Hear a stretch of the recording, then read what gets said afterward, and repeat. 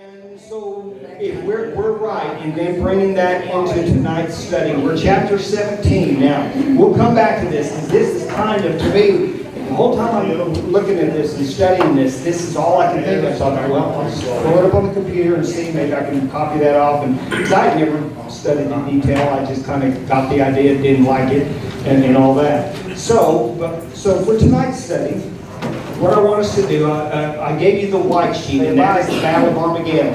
All right. Yes? Yin Yang. Yin Yang. It's a Chinese. You're right on. That's right. She didn't even have to Google it, right? Very good. All right. So we have the article on the Battle of Armageddon. Don't read that. Just take that. That's another thing. It'll kind of state some of the stuff we've already talked about. Now, Last week we talked about the very end of chapter 16 was kind of that, it all built up to that. We had all the bowls that you colored and then you marked on here, and all these final bowls of judgment being poured out. And with the number 6 being the drying up the Euphrates River. And what was that, the purpose for that? The big thing that came out of the Euphrates being dried up? To cross it for the battle. So the kings from the east, and so all these could come over, and they're going to go where? The valley, or to the Mount of Megiddo. To the valley of Megiddo will be where they're centered at, but now the sheer number of people that will come over the Euphrates, the armies and everything. There's a description, I can't remember if it comes directly out of Scripture or just a background study. I think it is the Scripture that says that they will actually kind of fill the land. And so, I mean, therefrom it says from this point clear to the Mediterranean, from this point all that kind of stuff. So we're talking about just the masses of armies coming into the valley of Megiddo. Yes. Are these armies going to be as they are today? Every armies like the past? Oh, absolutely. No, these are battle. If it happened today, it'd be modern day Russia heading this way, Chinese army, it'd be all those armies. What's going to start it? I mean, what's going to start a movement? Well, remember last week? Remember, that's a great question. What starts the movement? Why are they doing this? All right, the setup comes with right over here, the fifth, the sixth bowl. Okay, the same bowl about the drying up the Euphrates. We saw from the mouths of the Trinity, this Trinity right here, the beast, the false prophet, and the Antichrist, come these frogs, and those demonic spirits go out and entice the kings to come do battle. So that's what starts it. So they're going, the Euphrates is dried up, so there's not that barrier, no problem. They just cross right over and they merge. And what for? What's their purpose? What's the target? Angela? They're coming for the Jewish people, all right? They've hid out down here in Petra. They've been off the radar for long enough. All these things that have been happening, they've pretty much been unaffected by that. God's been providing for them miraculously. And all that built into it. There's a lot that goes into that, but it's this idea that they're not with us. They're the enemy. Because everybody else is all together. From this midpoint on, you're with us or you're gone. You're dead. All right? And so, other than those Jews. So they're going to wipe them out. This is the age-old attempt to do away with the Jews once and for all. Throughout all history, whenever that's been attempted, it's failed. There's always been that remnant. God's brought them back. God's protected them, built them in their disobedience. They were disciplined and chastised and sent off into captivity, those kind of things. But God keep moving them forward. All right, and now we've had 2,000 years, and it's coming to an end. Now the fig tree is blooming again, and so it's their season, and so they are being prepared for the final days.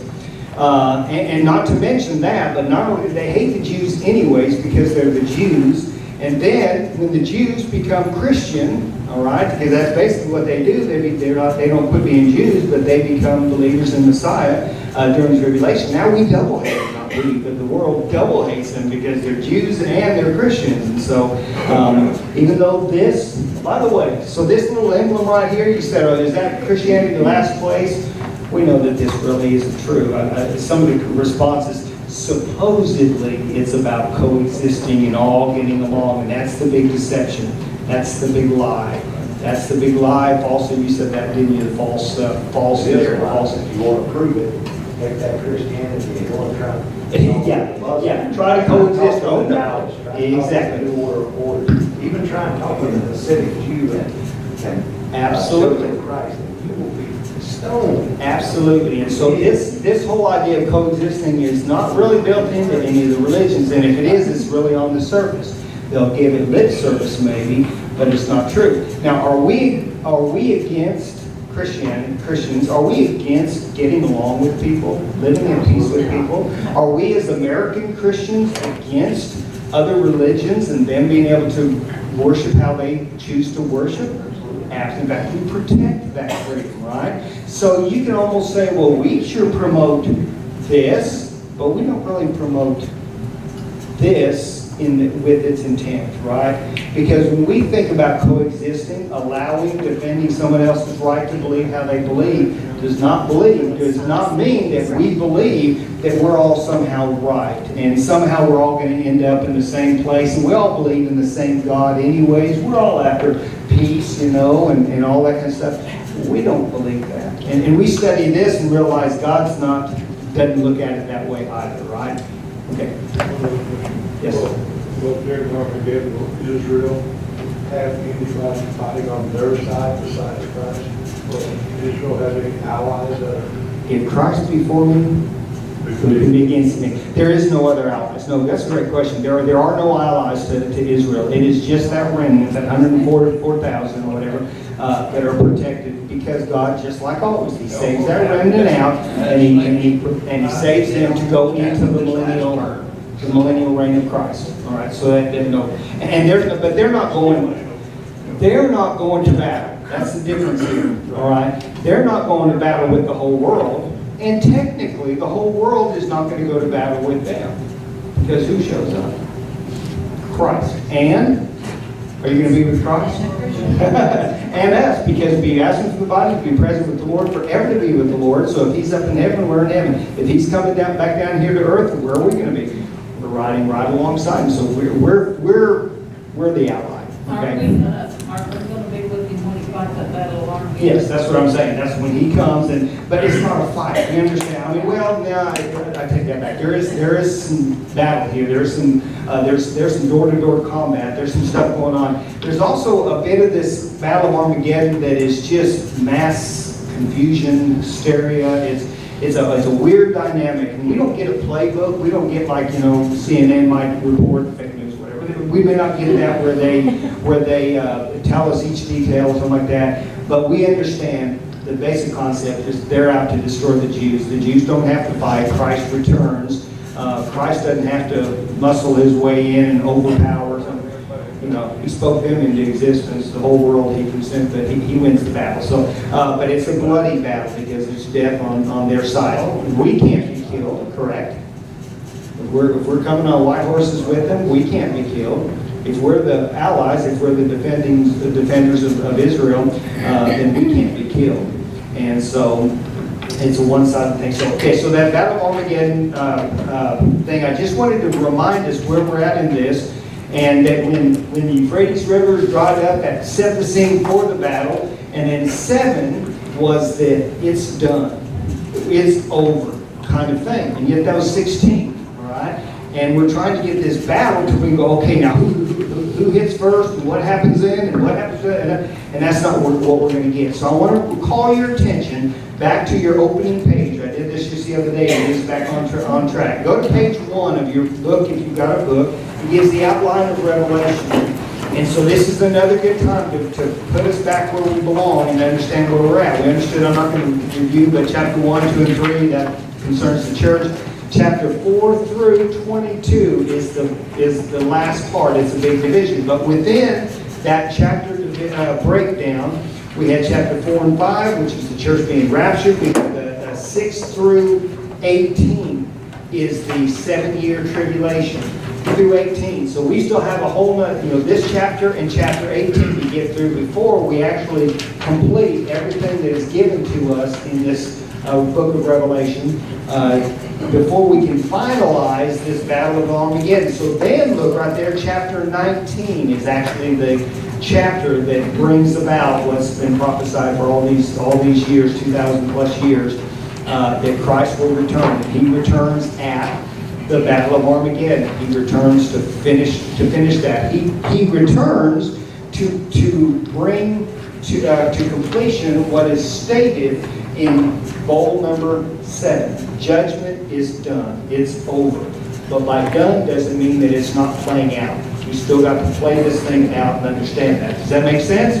So your first fill in the blank, going back to our outline then, is to understand that the second coming of Christ, which is the completion of the Battle of Armageddon, which isn't a battle that goes on and on and on. It's not. It's over as it gets started. But so the return of Christ will be the focus of chapter 19.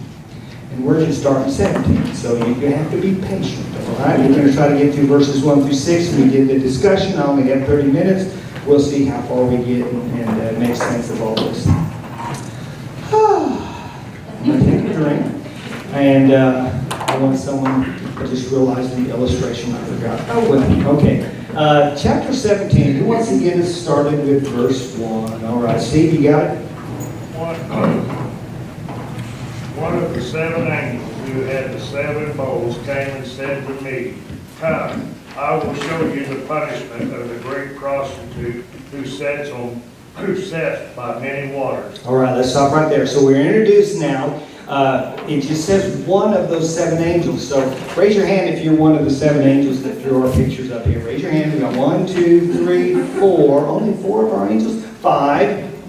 Oh, we got two angels missing. Who are they? Tamara was one. All right.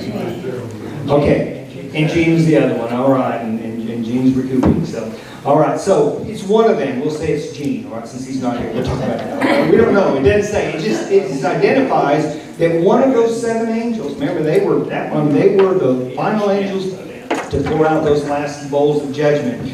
And so John talks. As I started to say, he chats with. I mean, this ain't no chat, all right? But he talks with an angel about a prostitute. John talks to an angel about a prostitute. So this opening thing talks about this woman on the beast, and we get this picture and everything. By the way, again, when I study it, it seems like they say this about every other chapter in Revelation. They say this is one of the hardest chapters in the whole Bible to understand. I thought, that's what you said 2 chapters ago, and we're working our way through it. They say chapter 17 is one of the hardest chapters to understand. So we'll try to get a grasp on this and try to understand it. Some of what we said is kind of general consensus without absolute clarity that's without a shadow of doubt what it means. But it's, to me, I get it. So I think we can move forward. All right? This prostitute that this angel is talking to John. He goes, "Come here, I want to show you something. I want to explain what's going to happen to this prostitute." And this is the notorious Babylonian woman. All right, and it's the understanding of the description of this woman that is it's not cloudy, but it takes in so much that we can't just oversimplify it. So we've got where is she? She's up here somewhere, isn't she? Way at the very top to the left. To right over there. No. The sun-clothed woman coming down here. No. Where is she? I'm in here. Whatever. I thought I drew her. Is she on the other side? It's right here, actually. It's here. I don't remember what I drew there. There's the 3 frogs. It may be. There's the scarlet woman. I just wrote her name. All right. I wasn't going to draw a picture of her. There. I knew she was up here. This is the scarlet woman, or this prostitute, the Babylonian woman that's known. All right. Now here's the best way to describe it. Here's the consensus. All right. To understand who this is that this chapter is describing and what she entail, all that's entailed there, is that she is both, fill in your blank, she is both a mother and a city. She is, when it refers to her, is referring both to a mother and to a city. What city would it be? Babylon. Okay, and I've talked this to death, so I think we've understood now when it says Babylon, it doesn't automatically have to be the city Babylon. There's also the spirit of the city of Babylon. of ancient, of old. And so it's that kind of like the spirit of the devil that's been around, the spirit of the Antichrist, that's been around ever since. And then when the Antichrist comes, he embodies that spirit of the Antichrist and he becomes the Antichrist. And so this Babylon, this evil, wicked empire is what it's referred to, but not just in history, but we have to remember history in Babylon to understand why this is a symbol of the city, Babylon, as well. But she's also referred to as a mother. So this woman is a mother. By the way, we're not talking about this man right here, the rise of the Antichrist. We talked about a man. It'll be someone's son, someone's uncle, someone's brother, whatever. This is just a man, all right? There's a lot to him and everything, but he's a man. When we're talking about this woman, I don't believe we're talking about an actual woman. All right, so this is a symbol. This is this idea of a mother type figure. This idea of a city. Now we know Oklahoma City is a sister city, right? So we refer to cities as in the feminine. And so the idea of city is this. Really, what it entails. This picture of the scarlet woman riding on the beast, and we'll talk about that description on the beast in a minute. But it's really talking about religion and government. All right. So religion. Here we go. This is what leads into this. And then where does government come? Not just the government of Babylon, but the evil, wicked empire of Babylon is thinking of the wicked, evil empire of the final one world government that talks about peace, breaks the peace, forces allegiance or else, and then is out for the purpose of destroying Israel. Okay? And not just to destroy Israel, the government is to take over, to be the ruler of the world, and to be all that kind of stuff, and that doesn't happen, but that's the reason. So the key to understanding chapter 17 and 18, until we can get to 19 and bring the second coming of Christ and the battle of Armageddon, the key to understanding that is to understand what this woman represents and what it's talking about. So as a mother, Babylon is a failure. Is a failure. That's your fill in the blank. A failure. Yes. This mother, this woman, is a failure. And I'll describe why. Right? She has failed. She has failed because she is, first of all, personally, she's a prostitute. And second of all, she's the mother of prostitutes. Right? I suppose somehow you can get worse than that, but that's a pretty shady picture right there. Now, again, we're not talking about literal sexual prostitution, all right? So, but we understand the imagery, all right? What is prostitution in the spiritual realm, or when it relates to religion? Someone make that transfer. False religion. Is what? False religion. Okay, so we could say false religion is that. What's the idea of prostitute? Is what? Selling. Okay, selling, giving out, giving over to, just like in sexual terms, it'd be just cheapening that and everything. So, yeah, it is giving into, selling out for, buying into, however you want to look at it, just degrading yourself in the area of religion. It would be a prostitute. But if it's a prostitute, what are you leaving? If that's what you accept is degradation, what are you leaving? You're gone. Purity. Yeah, if purity sexually talking about, but we bring in the spiritual realm, then it's prostituting, it's being an adulteress against God. All right, so you're leaving true religion, pure religion that focuses on the one and only true God, and selling out to all these false gods, to idolatry. We see idolatry all throughout the Bible, and that's the battle. All right? One of the 10 Commandments, thou shalt have no other God. Sharon? That's probably the best one right there. Right there, yeah. Yeah, let's just sell out. And let's make it sound really nice. Let's just make it sound all-inclusive. Like we just love everybody. And you nailed it. Try to bring this anywhere else, and it's not. Now, you can almost go any other direction, but not even really. Whoever said that was these barriers. That can't really happen because there's so many barriers. Islam is, we're it, you know.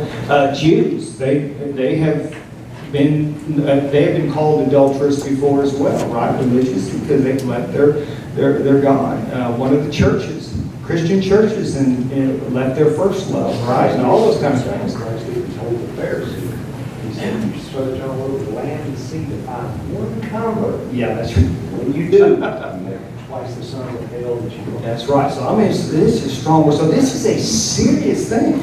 And we think about God, our God, through history.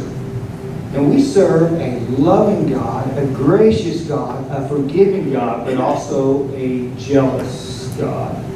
And when he says you shouldn't have other gods before you, then go, I just want to be your special God. I just want to be more special than them. He doesn't say that. I am the one and only true living God. There is no other God before me, and you shall not make graven images to any of those other man-made. I don't live in houses made by man, and you can't make an image, and don't you dare make an image of me. Don't even do it of me, even if it's towards me. Because that's man-made, and I'm not man-made. I'm not a man-made religion, and I'm not a man-made God. Yes? My notes kind of wraps it up, I think, because it symbolizes all cultures that are unfaithful to God. This idea, this woman coexists in all cultures. So it's a merger of cultures, ideals, doctrines, religious direction. It's a meltdown. It means, it really comes to mean nothing, right? Yes? The people had to sell out to even be able to exist, to be able to buy and sell. Right. So that in itself is a prostitution. Yes, yeah, they buy into it. They buy into the government. See, this is in where I'm getting ahead of this fix. We've got to rush through all this, but this is the image that this is the scarlet woman on the beast. All right, and so this entails both the religious aspect of it, because this is religious idolatry and fornication and those kind of things, as well as combined with this government. This one world government that stands against God and his government, God and his people, and that's the merger here. So as a mother, she is a failure because of what she is, this world religion, and then spiritually she has stopped following the true God. Now that's not to say that she once followed the true God, all right, but we can even go back to Babylon, all right. Let me get all past my notes here, but okay. What happened in the area of Babylon in Scripture way back, not in the city of Babylon, but way before there was a city of Babylon? Starts with a B also. Tower of Babel. Tower of Babel, exactly.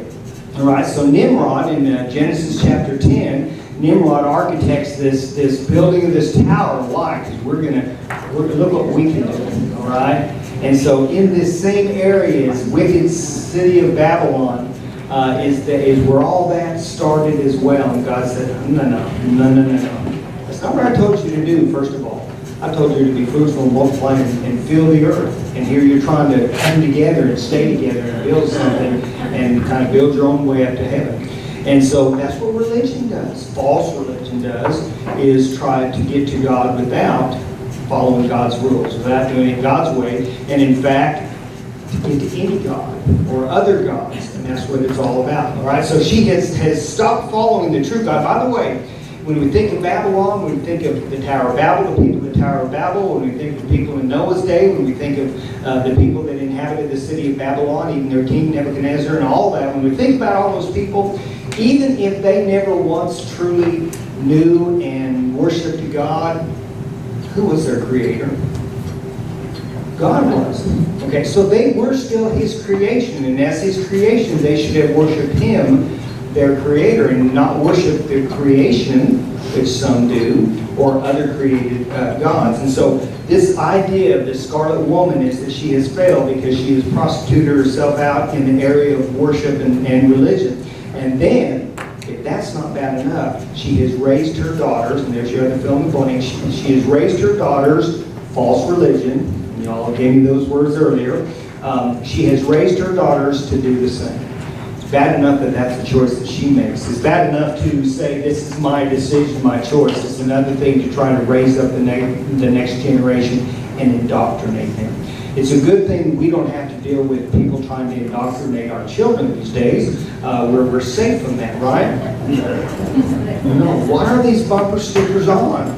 You know? Oh my goodness. Quick question. This is indoctrination, yes. So in this, talking about Babylon, we're talking about prostitutes. Right. in this, we talk about Babylon and all in the government, these things. Isn't this also really, when we say prostitution, it's the legal morality, it's government trying to achieve things in any immoral fashion that they can, and seductiveness, to draw power like that with Delilah. If you love me, you would do these things. Yeah, that's a great description because it's all tied in, and all those same things that would go along with sexual prostitution and those kind of things and lust. When we think about, and this is, don't have to get off in the whole discussion, but understand that the whole idea of prostitution and all that is that God created sex and it's a pure thing, a great thing, and a thing to procreate and all that kind of stuff. And then Satan twists it in terms of you take something that is pure and good and godly and twist it into something that's evil and wicked and destructive and all that kind of stuff, and brings all kinds of ramifications and broken relationships and disease and all that kind of stuff.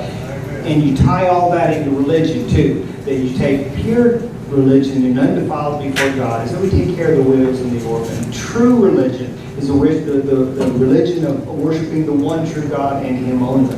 And so you take anything else out and you're an adulterer. You're adulterating that pure religious thing. We're designed, we're created to do that. That's in us. Just like we're created with a sex drive, we're created with a passion for religion and worship of God because He created us that way.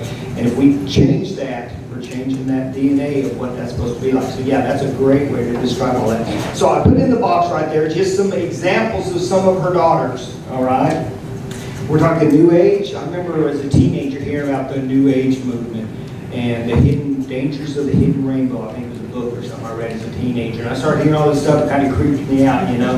And it's all this stuff, and you have to be careful. And backward masking on the record players where you can rotate them backwards. You know, worship the devil, worship the devil, whatever. All this kind of weird stuff, boy, it piqued my interest and scared me all at the same time. But this whole New Age movement, it's real. It's a bigger department in any bookstore, probably, other than a Christian bookstore, is the New Age movement. Satan worship, actual Satan worship. Yes, that's one of the false religions. It's religion and it's worship, but it's of the devil. The Mother Earth worship, all right? Let's just go out and hug a tree and all this kind of stuff. You can take that to the extreme. And even if it sounds good, and I'm a recycler, but I'm not going to worship Mother Earth, and I'm not going to recycle because somehow that's the God I worship, and if I do that, then I recycle my plastic, and the gods of the recycling plant will show me favor. Okay, but Mother Earth worship, you know what all that's about. Globalism, all right? Now, globalism is something that in our day and time, with the world gets smaller and smaller, and things happen on the other side of the world, and you get an alert on your phone, and you see it on the news, and so this whole thing of one just globe can turn into a philosophy and a religion of just let's just melt it all together, because we've got whoever said the different cultures and all this stuff too, Laurie, and all that blends into that as well.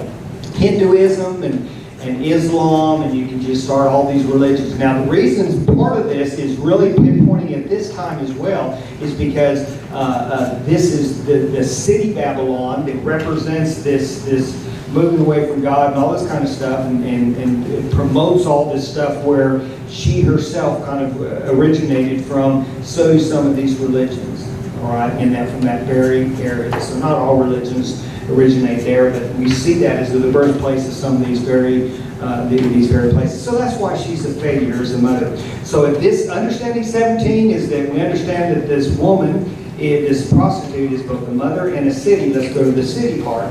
As a city, Babylon is also a failure. All right? This woman has failed as a mother because of who she is and what she's done to her daughters, what she's birthed all these religions. And then as a city, she has failed as well. She's the birthplace of the mother of prostitutes, what I was just talking about, and so are many of her daughters, or the religions that spring out of this. Because there's so many different religions and all that stuff, and they're all moving away from God. Now it says in that verse 1, we made it all the way through verse 1 tonight. Okay, we're going to get through here. All right, but it says that she sits on many waters. Many waters represents what? The great masses. Masses, you fill in the blank. Many waters represent the great masses, which we've talked about this before because it's mentioned this before, the masses of people, nations, and tongues.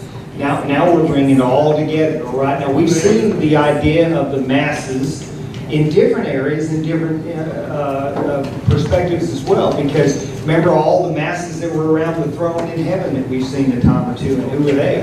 Those are good masses, all right? They're the crystal sea and all that kind of stuff. We see the masses of the martyrs that come out of the Great Tribulation as the masses and stuff. So in this regards, when she says she sits in on the masses, is saying this is now representative of the whole world of that day. At that day and time, she embodies all of man with religion and all in a bad way, all that together. So it's this that may be ideal that has gone awry.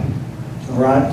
Okay, verse 2. You see this? How we go? So I did it all in verse 1, so we can fly through these next. Who wants to read verse 2?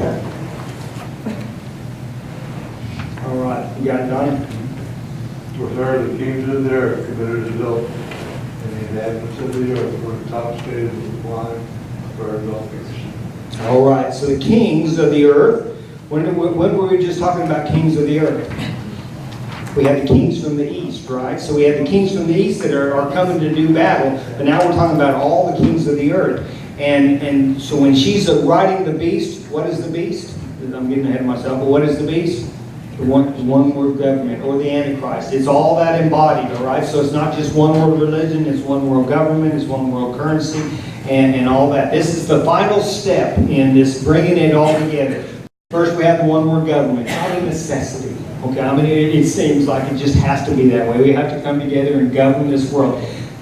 To do that, you have to have a currency. You have to do this. So we tend to do this one world, which gets into the money and the power and the control and all that kind of stuff that goes along with the one world government. And the final step is this. Now let's bring it all together in a one world religion. And this is all that wrapped in together. And so the kings of the earth join in. They choose to do this. They commit adultery with her. So it's not just about who she is. It's not just the idea and the concept of one world religion. And it's not just this false prophet of the final day. All right? It's everybody joining in and willful. So the same kings that are going to be leading their armies toward Armageddon have bought into this and have prostituted themselves as well, committed adultery with this woman that rides on the beast. And it says they become intoxicated with wine. I was going to go to Walmart and get some grape juice and use a nice little glass and do all that kind of stuff, but y'all can get the picture, all right? Intoxicated with wine. What's that about? What comes into your mind when you think of this prostitute, this adulterous woman, and all the kings committing adultery with her, and they become intoxicated with the wine, the wine of her adulteries? Yes, Angela? So many times in some of the churches, and I'm not trying to point out anybody, but even those that are believing wrongly, you can take, you have Wiccan on here, Yeah. and they dance around and they act all goofy and they say how they feel the Spirit and all this, but it's not the Spirit of God that they're feeling. Okay. So that's what I think of when I hear that. That's a thought. And I almost hate to make this comparison, but remember what they thought at the day of Pentecost? Right. All right? And when the Holy Spirit came and they all thought, man, they're drunk with wine. It's early in the morning. What are they drunk with wine for? Okay? In other words, they're saying they were acting foolish. But we understood they truly were. This was just so out of the ordinary and speaking in tongues and stuff. They weren't dancing around and parading and acting crazy, but it was so bizarre. And so it's that same thing. It's the extreme, it's the bizarre, it's the outlandish, it's the vulgar, all that kind of stuff. What's that? Loss of reality, loss of morality is what Darby was saying, all that kind of, it's just, there's no limits, there's everything, anything goes, all that kind of stuff. So intoxication, all right, your pastor has never been intoxicated. I've confessed to that, all right? I've never, and it's on YouTube now, I've never been intoxicated. I had one sip of beer when I was a kid, so I can't give you a testimonial. I've never been intoxicated, but I've seen people that have been intoxicated. And I've watched movies, all right? I've seen it on TV. I understand intoxication does what? It takes away restraint, it takes away control, it just makes a mockery of the whole thing. So if you have the wrong idea anyways, and then you have anything goes anyways, and then you add intoxication to it, I mean, when you when you have a situation, domestic violence or something, you add intoxication to it, it makes tempers worse. It makes, someone that might have got mad and slammed the door all of a sudden is getting a gun and ending a life because of, and it doesn't always take that, but that's what goes along with it, right? All right, so that's not a small statement that it says they join in, they join in on the adultery with this woman, but also they're intoxicated with her adulteries. Yes? When you see on programs and stuff on TV, people worshiping Satan, they get that intoxicated, Yeah. that You even look at, I watch sometimes the things, native tribes and those kind of things and stuff, and they get, in kind of, trances and hallucinogenic drugs and those kind of things to add to their worship or their spiritism and all that kind of stuff. Yeah, and so that'd be the same kind of idea right there. Now this goes beyond a physical thing, and it goes into a spiritual aspect of that. All right, spiritually intoxicated in a very, very bad way. So the answers to your blank is the kings of the earth commit adultery with this woman, and it's not just the kings, it's not just like the leaders, it is the people, and that's why she sits on the masses, all right? It's the people of the earth that also become intoxicated in this setup. 5 minutes. Verse 3, all right? Somebody wants to read verse 3. I'm not going to get to any other, okay. Dan, I'll start again first, and Wanda, you can get the next one, all right? The angel carried me away by the Spirit to the desert. There I saw a woman sitting on a red beast. He was covered with names against God written on him. He had 7 heads and 10 horns. Okay, I told you I was getting rid of myself, so I was jumping all the way to verse 3, all right? So, verse 3, John gets carried away. That's all I put on there, but you need to write out on the note a little bit. John gets carried away, why? To see this woman in the desert riding on the beast.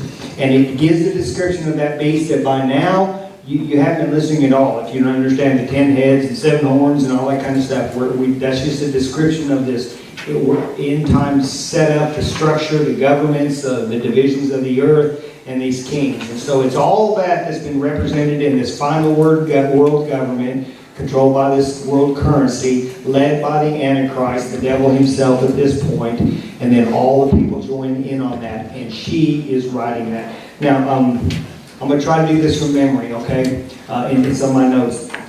But the picture here is not just that she represents all that I talked about, the people that become intoxicated and all that kind of stuff, but the idea that the woman, which represents that mother in that city, Babylon, is riding on the beast, talks about their relationship, all right? That at first, it's as though, as if they're in relationship, all right? That they're together. But then there's hostility as well.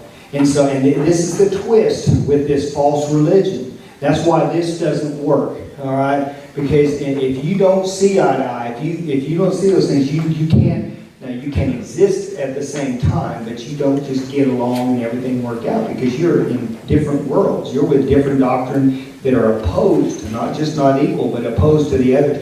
And so this idea that this one woman's going to ride this Antichrist, this one world government, and it's all going to be good? No, because she's a prostitute, she's a liar, she's a deceiver, she spawns more like herself and everything, and it's the idea that it turns sour, it turns bad. So this is not a loving relationship between the Antichrist and the false prophet or the false religion of the day. It's all bad. Does that make sense? I'm going from memory because it's stated better than that in my notes, but anyway. So that's what verse 3 is describing. Verse 4? The woman was dressed in purple and scarlet, and was glittering with gold, precious stones, and pearls. She had a golden cup in her hand filled with abominable things, and the filth of her adultery. All right. Now, I did a lousy job on the notes there. I just put verse 4, John gets a good look at the woman. That sounds funny. All right. That just sounds like, I know exactly what I meant for that to look like. Yeah, he's out there looking at the woman. Okay. Oh, I got to tell you the story real quick. Some man told me that I won't give a name, but this guy was talking to me the other day, a man from our church, and he's in this middle of the store, and I'm listening, and then he goes, you know those naked ladies, and I'm and he's doing something. He goes, those naked ladies. And I think he's showing me like a visual of a magazine or something. What are those naked ladies? And I realized he's talking about those flowers. I said, no, I don't know anything about naked ladies. I don't know that. That's not what that looks like. She gets a good look at the woman. You know? And that's on YouTube too. All right. So he gets a good look at the woman, but how is she described? The color purple. Why is she in purple? And we said scarlet, but purple, that's royalty. I almost like it's a good thing. Okay, and what is she wearing? What is she?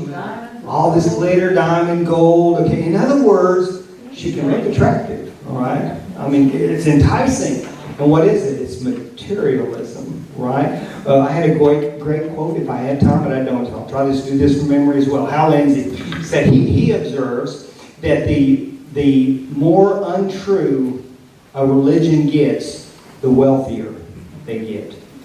And the more true they are, the less wealthy they are. And you can look around and see, I think, what he's talking about. Man, if it's all about money, you tend to lose your what you really stand for and what you represent. And this idea of this woman, she may be dressed in pretty purple, and she may have the glitter and all that kind of stuff, but she's not rich.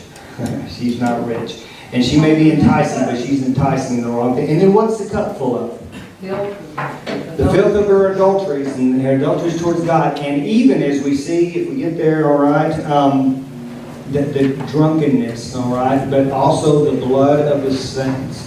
This religion is what persecutes, along with the Antichrist, persecutes the saints. And she's got that blood. You've seen it in the shark movies. Oh man, if you get bit or something like that, you got to get out of the water. Why? Because that blood gets in there, and that just, man, the sharks will go crazy. And the wild animals, the same idea. They get the taste of blood. A wild dog or anything like that stuff don't get the taste of blood. This adulterous woman gets the taste of blood of killing Christians, killing those that profess the name of God, and it's wonderful to her. And so that's kind of what this idea is as well. So verse 5, I'm going to have to give you about 3 or 4 more minutes. Verse 5, we're going to talk about the tattooed woman. The harlot has a tattoo, is to fill in the blank, all right? Who wants verse 5? All right, why don't you read that one as well? This title was written on her forehead. Mystery, Babylon the Great, mother of prostitutes, and of all the abomination of the earth. All right, so she's got this tattooed on her forehead. So John's getting a good look at this woman. He sees the purple, he sees all the glitter and stuff like that, but also he goes, oh my goodness, what is that written on her head? What is that tattooed across her thing? And it's this mystery, this cryptic name is what that fill in the blank is. It's a cryptic name. It's Babylon. It's the harlot. It's Babylon the Great. Remember, we've talked about that. Not that Babylon truly was great, but Babylon thought she was great. The city of Babylon of old. And this scarlet woman, the same thing, this one world religion. Look at us. We've consolidated all the religions of the world and we're all together, but it's all false, okay?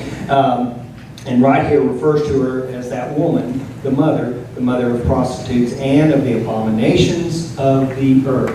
Remember the abomination of desolation that happened right here, that when Satan set himself up in the temple, in the Holy of Holies, and that's called the abomination of desolation. God says, that's it. And that's when he kicked Satan out of the earth and all that, and he set himself up there.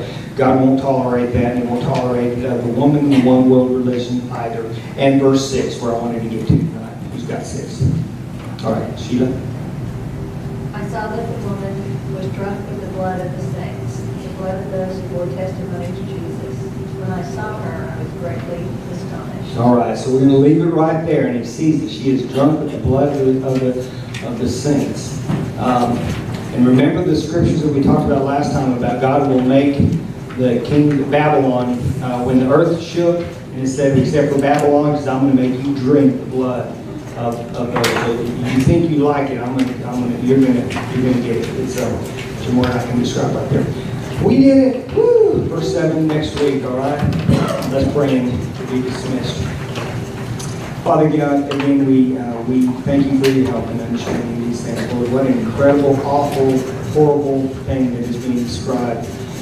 And yet, God, it's all has to come true. And Father, we just pray that we get an understanding that even now, the brainwashing, even now the philosophies and the idea of coexistence and getting along and all those kind of things with their false motives and ulterior motives. It's all coming out in front of us. We see it, we hear it, we see examples in the news, and we're already aware that it's not real and it's not what you designed.